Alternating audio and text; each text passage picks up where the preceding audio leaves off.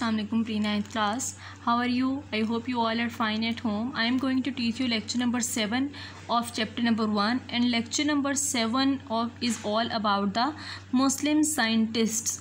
ठीक है, तो आज हम लोगों ने ये पढ़ना है कि जितने भी मुस्लिम साइंटिस्ट पीछे गुजरे हैं, ठीक है, उन्होंने साइंस की या बायोलॉजी के फील्ड्स के अंदर क्या क्या कॉन्ट्रीब्यूशंस की हैं. ठीक है, तो आगे हमने देखना है कि कितनी कौन कौन से थे वो मुस्लिम साइंटिस्ट, और उसके अलावा उनका लाइफ स्पैन क्या था, मतलब ये कि उन्होंने कितना टाइम गुजारा था. ठीक है, उनकी लाइफ कितनी थी, कितने कौन से ईयर में वो पैदा हुए थे और कहाँ पे उनका एंड हुआ था. उसके अलावा उनकी कुछ बुक्स के बारे में हम पढ़ेंगे, और फिर हम ये देखेंगे कि बायो के अंदर उन्होंने और क्या क्या कौन कौन सी फील्ड्स के अंदर कॉन्ट्रीब्यूशंस की हैं. So let's move on to the next slide. Okay, first of all, Muslim scientists have made great contributions to the study of science and we are aware of their success.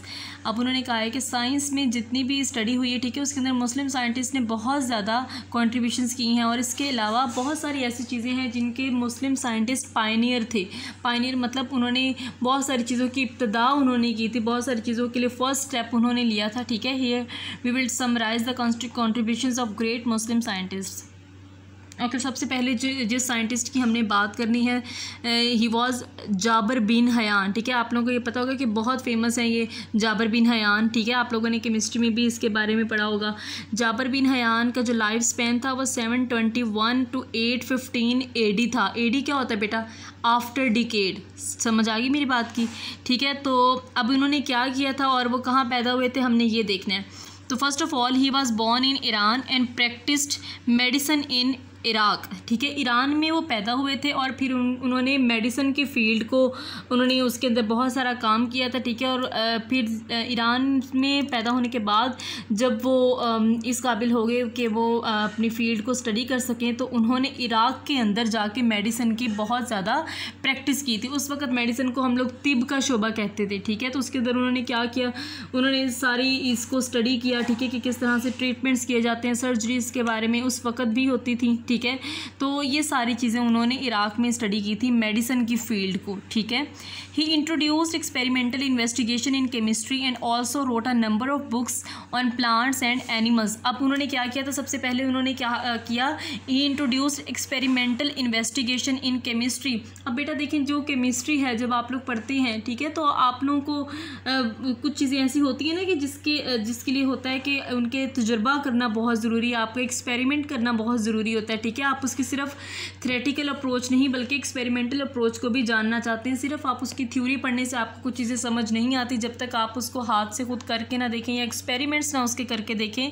तो जाबर bin Hayyan ने क्या किया था कि chemistry के अंदर सबसे पहले, ठीक है, इन्होंने इंट्रोड्यूस की थी एक्सपेरिमेंटल इन्वेस्टिगेशन. उन्होंने कहा था कि सिर्फ आप थ्योरेटिकल इन्वेस्टिगेशन ना करें बल्कि उसको एक्सपेरिमेंटली करने की भी कोशिश करें, एक्सपेरिमेंट्स के ज़रिए से उसको प्रूव करने की कोशिश करें. ये सबसे पहले जाबर बिन हयान ने ये काम किया था. ठीक है, he made us very proud as a Muslim कि उन्होंने ये वो पायनियर थे एक्सपेरिमेंटल इन्वेस्टिगेशन के इन केमिस्ट्री. ठीक है, उसके अलावा he also wrote a number of books on plants and animals. इसके अलावा उन्होंने बहुत सारी किताबें लिखी थी प्लांट्स और एनिमल्स के ऊपर, लेकिन उसमें से जो बहुत सारा फेमस बुक्स हैं वो है अल नबातात एंड अल हैवान. ठीक है, अल नबातात जो थी वो प्लांट्स के बारे में थी और अल हैवान जो थी वो एनिमल्स के बारे में थी. और अब इन बुक्स के अंदर क्या था कि प्लांट्स की मुकम्मल स्टडी थी कि उनके स्ट्रक्चर्स के बारे में, ईच एंड एवरीथिंग. ठीक है, तो उन्होंने बहुत डिटेल से ये बुक्स लिखी थी जिनके अंदर प्लांट्स और एनिमल्स के बारे में बहुत अच्छी उन्होंने स्टडी लिखी हुई थी. अच्छा, आप लोगों ने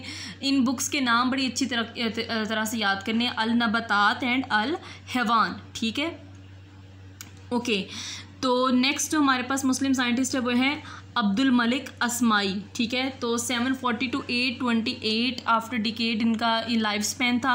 तो उन्होंने क्या किया था, he is considered the first Muslim scientist who studied animals in detail. ठीक है, अब देखें कि उन्होंने ये मैंने आपको पहले ही बताया कि बहुत सारी चीज़ों में मुस्लिम साइंटिस्ट पायनियर के तौर पर भी रहे हैं.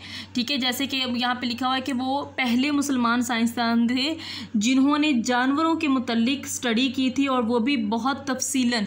ठीक है, डिटेल उन्होंने स्टडी की थी एनिमल्स के बारे में, और वो पहले मुस्लिम साइंसदान थे जिन्होंने स्टडी की थी. हिज फेमस राइटिंग्स इंक्लूड्स, उनकी जो फेमस बुक्स थी जो उन्होंने लिखी थी उनमें है अल अबील। अल अबील, अबील का मतलब है कैमल, ठीक है, चूँकि उन्होंने एनिमल्स के ऊपर ज़्यादा काम किया था तो ये बुक्स भी उसी हिसाब से हैं। अल खेल, खेल का मतलब होता है हॉर्स।